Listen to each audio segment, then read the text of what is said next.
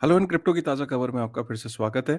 तो हम लोग ये तो देख ही रहे हैं कि ईटीएफ के आने के बाद हमने ये सोचा था कि बिटकॉइन के अंदर बहुत सारा इंस्टीट्यूशंस का पैसा आएगा, बहुत सारे लोगों का पैसा आएगा, बहुत सारी कंपनीज़ का पैसा आएगा, कॉर्पोरेशंस इसमें इन्वेस्ट करेंगे, बल्ले-बल्ले हो जाएगी और बिटकॉइन जो है कि अलग ही लेवल पे सारे रिकॉर्ड ब्रेक कर देगा और काफ़ी सारे लोग बुलिश साउंड कर रहे थे इंक्लूडिंग मी। और मैं आज भी बहुत ज़्यादा बुलिश हूँ। इश्यू क्या है? क्या बिटकॉइन के स्पॉट ईटीएफ में इंटरेस्ट नहीं है? क्या इन्फ्लोज़ नहीं है? इन्फ्लोज़ रिकॉर्ड इन्फ्लोज़ है और वो भी मैं आपको बताऊँगा कि किस तरह के इन्फ्लोज़ हैं।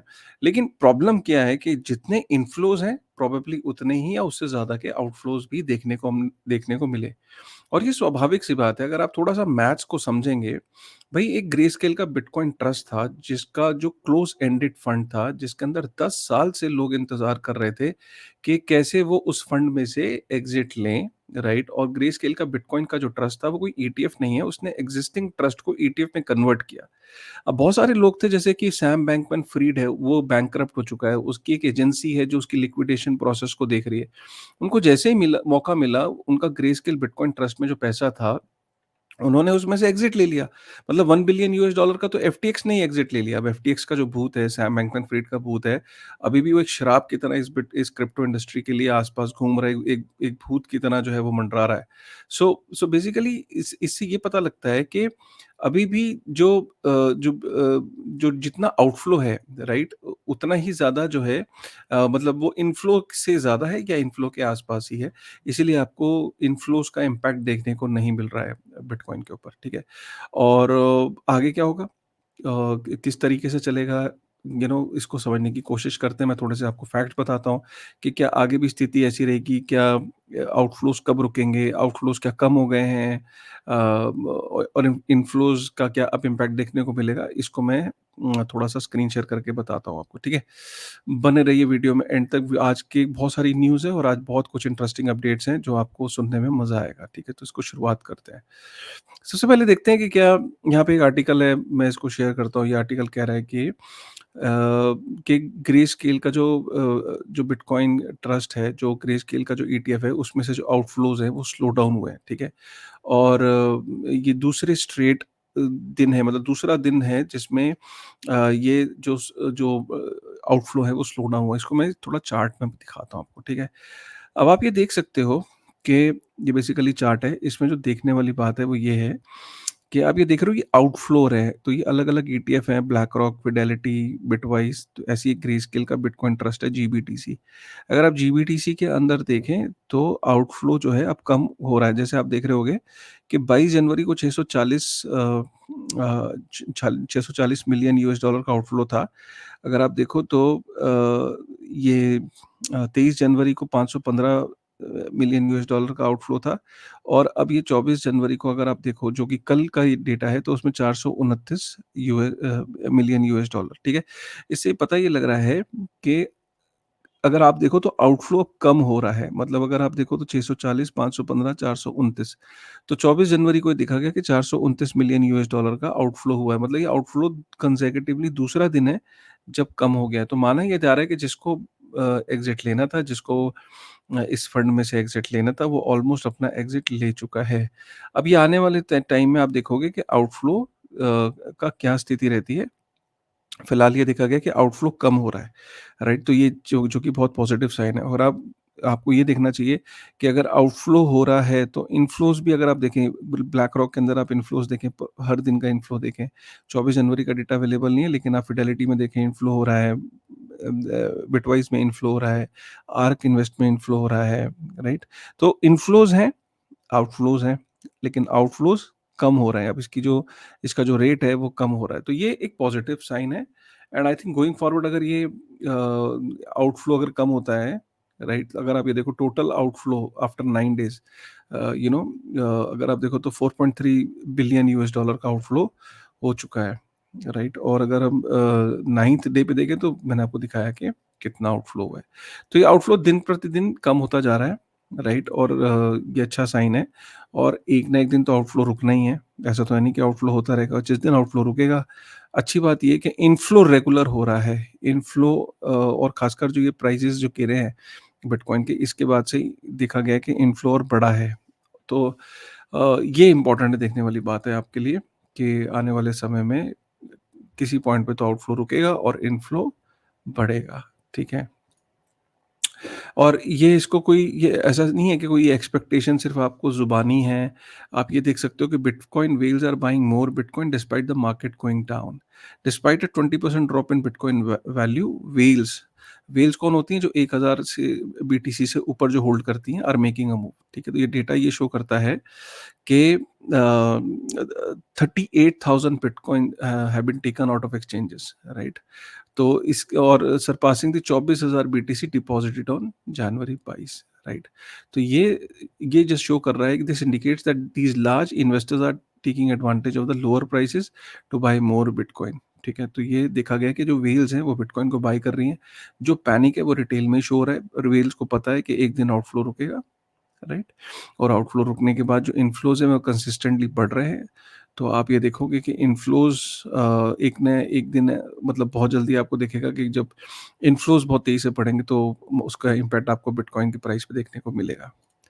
खबर ये आ रही है कि जो सीजी है, आपको सबको पता है कि सीजी यूएस के अंदर गया था, अच्छी इंटेंट से गया था कि अपने जो केस को, क्योंकि उसको बुलाया तो नहीं था लेकिन फिर भी सीजी गया एक एक एग्जाम्पल सेट करने के लिए, लेकिन वहाँ पे उस केस के दौरान सीजी को वहीं रोक लिया गया, उससे पासपोर्ट ले लिया गया और 24 फरवरी या 23 या 24 फरवरी डेट है एग्जैक्ट, 23 या 24 फरवरी है, जब सीजी के ऊपर जितने भी जो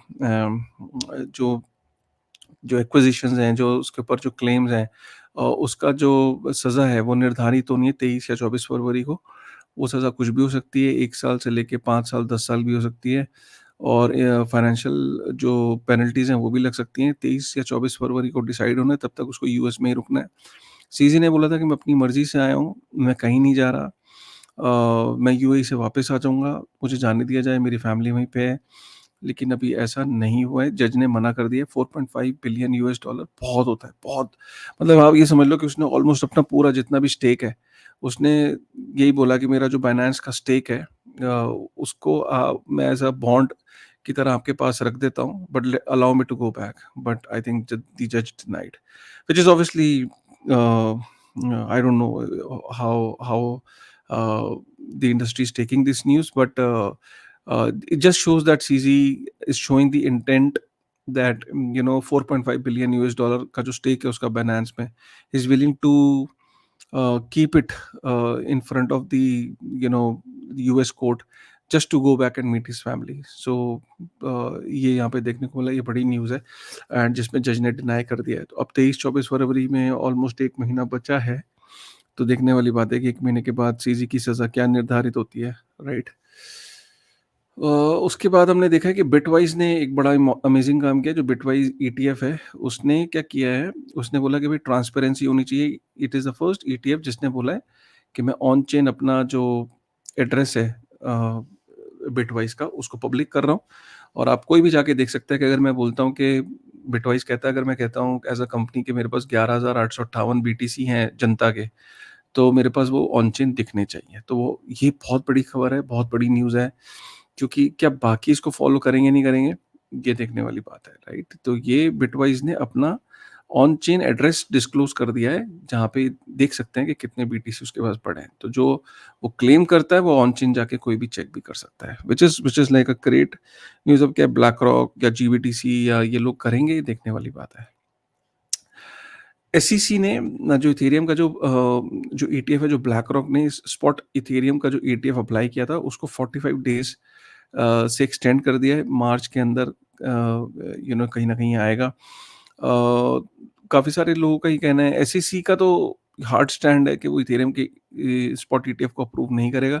लेकिन बहुत सारी जनता है, जो बहुत सारे लोग हैं जो ये मानते हैं कि on a similar lines Ethereum का जो ईटीएफ है वो अप्रूव हो जाना चाहिए। जैसे बिटकॉइन का स्पॉट ईटीएफ अप्रूव हुआ है, वैसे इथेरियम का भी स्पॉट ईटीएफ अप्रूव हो जाना चाहिए। टेस्ला ने ये बताया कि उसकी कंपनी अभी भी 387 million US dollar worth of bitcoin hold करती है और उसने क्वार्टर 4 की जो रिपोर्ट, क्योंकि वहाँ पे आपको ऑब्वियसली एसईसी को रिपोर्ट करना पड़ता है, तो उसने यही बोला है कि 387 मिलियन वर्थ ऑफ बिटकॉइन अभी भी टेस्ला के पास है। अगर हम इस वेबसाइट पे जाएँ तो हम ये देख सकते हैं कि इसके पास टेस्ला के पास अभी भी $9,720 बिटकॉइन है, व्हिच इज़ $389 मिलियन वर्थ है, राइट? तो ये देखने वाली बात है कि टेस्ला ने अभी भी अपना बिटकॉइन नहीं बेचा है। तो Tesla is not selling, why you are selling, why you are panicking is a cause of concern. Balaji का ये कहना है कि भाई यूएस हमेशा डोमिनेट करता था और इंडस्ट्रीज में, चाहे वेब 2 के अंदर जो डेवलपर्स हैं ज़्यादातर वो यूएस के अंदर ही होते थे। लेकिन बालाजी का कहना है कि 74% ऑफ क्रिप्टो डेवलपर्स आज की डेट में live outside the US, and India के अंदर 12% is the share of crypto developers, while UK, Germany and France have less than 5%। तो इसका मतलब जो इमर्जिंग इकोनॉमीज है, and it's a great sign that India के अंदर लाइक 12% शेयर है उसका। आप देख सकते हो कि डार्क ब्लू के अंदर ये हाईएस्ट शेयर वाली कंट्रीज हैं, इसमें यूएस है, इंडिया है, एंड यहाँ पे कंट्री है। तो ये एक इम्पॉर्टेंट है कि crypto is not only centralize to US, like जो हमने पहले देखा कि वेब 2 के अंदर सिलिकॉन वैली डोमिनेट करती थी, बट अब ऐसा नहीं है। ये एसईसी की न्यूज़ में आपका इथेरियम की मैं कवर कर चुका हूँ, और यहाँ पे एसईसी का आपको याद होगा कि ट्विटर अकाउंट हैक हुआ था, तो उन्होंने बोला था कि ईटीएफ अप्रूव हो गया था, लेकिन ईटीएफ अप्रूव नहीं हुआ है। तो उसकी जांच में ये पाया गया कि स्विम स्वैप अटैक हुआ है, जो ट्विटर के साथ जो कनेक्टेड था मोबाइल, किसी तरीके से वो नंबर मिला, जो हैकर था उसने उसको उसके सिम को इशू कराया, उस नंबर के अगेंस्ट नया सिम इशू कराया, और वो सिम जो है उसने यूज करा हैक करने के लिए। अब द ओनली प्रॉब्लम इज कि जब उसके पास सिम आ गया, अगर 2FA होता, राइट, तो उसके लिए पॉसिबल नहीं था अटैक करना, लेकिन कुछ ही दिन पहले जो एसईसी ने 2FA हटाया था, और जिसकी वजह से ये सिम स्वैप अटैक में एसईसी का अकाउंट हैक हो गया। उसके बाद यहाँ पे ये न्यूज़ इम्पोर्टेंट है कि पिछले 22 सालों में एक भी साल ऐसा नहीं रहा है कि जब यूएस का सरप्लस रहा हो, राइट? तो अगर आप ये देख सकते हैं कि जो उसका डेफिसिट है, जो यूएस की जो स्पेंडिंग है और इनकम में हमेशा डेफिसिट ही रहा है। एक भी ऐसा साल नहीं है जहाँ पे उसको सरप्लस रहा हो, राइट? आप ये देख सकते हैं कि यहाँ पे पिछले 22 साल में ये रिकॉर्ड है।